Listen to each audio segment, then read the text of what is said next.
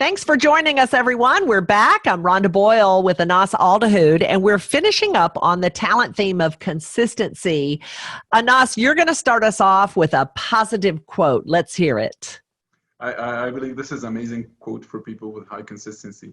So the quote was said, no matter how educated, talented, rich, or cool you believe you are, how you treat people ultimately tells it all. And this is consistency at its best. And actually, people need to understand that people with high consistency, they love quotes because it's something that everybody can, a guidance for a lot of people with the same standard. So I think they definitely love quotes. Wow, I love that. Okay, so let's talk about action plans. Let's get them busy growing and developing themselves. What would you recommend? I think definitely the biggest one I've seen, especially when I did the projects with big organizations, I found people with high consistency was hard for them to show their work, because there is the people who can talk and to managers and smooth their way into the organizations, but people with high consistency definitely don't know how to do that. So I believe that you need to find a way to show your work. And again, I believe your action should speak for you. But maybe you can find someone who notices your work every day and he can speak for you. Maybe you can document everything with an Excel sheet and then at the end of the month you can send it to your manager. But definitely have a plan to show your work to the people around you. I believe creating SOPs for you and for the people around you. When you find maybe you're on a production line or you work in a place where you just have a standard way to do things, put it in SOP with some pictures. Trust me, this will be amazing. And at the end, find the right job for you. Find the right environment that has rules, system put in place, and it's clear. And trust me, you will be at your best. Mm-hmm. I would also encourage them you mentioned to create SOPs everywhere. And one thing that I would encourage someone high in consistency to take a look at is the unspoken rules that they have around things. And those are going to be discovered through, I hate to say it, but through conflict. So when you've got a conflict going on, it probably is going to come down to an unspoken or unexpressed rule that you have that you don't even know that you have.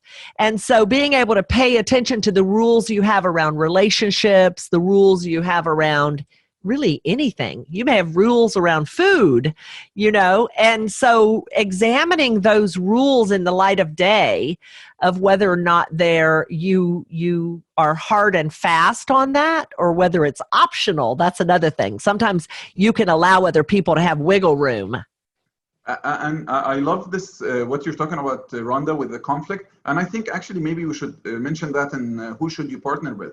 People with high harmony, people with high harmony, you can actually run things that you have in mind through them, and they can tell you maybe the right way that will not cause direct conflict with the people around you. So I love that story. Yeah, great. So what are we going to recommend now for training, reading, additional development for people high in consistency?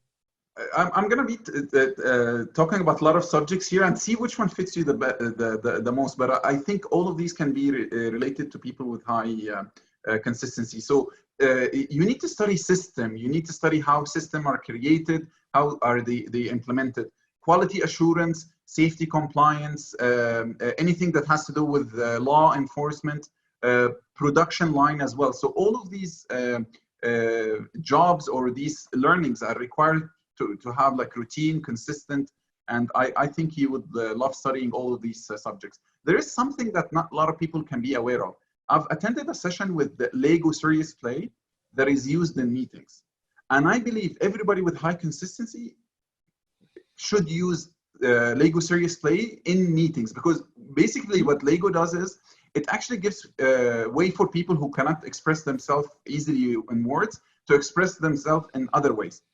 And it gives fairness to everybody because everybody has to design something with the Lego, and you can show your ideas through designing those Lego series plays. So using those within meetings can be really effective, and it brings fairness to everybody, and it gives a chance to everybody, even the people who are maybe more of a private person can even express their feelings through the Lego series play. Wow, that's interesting. I think someone who has consistency may not realize that serious play is going to actually allow consistency in that creativity too. So very interesting. All right. Well, with that, thank you so much for joining us. We will be back with another talent theme for you to explore. Anas Aldahoud, we will see you then, sir.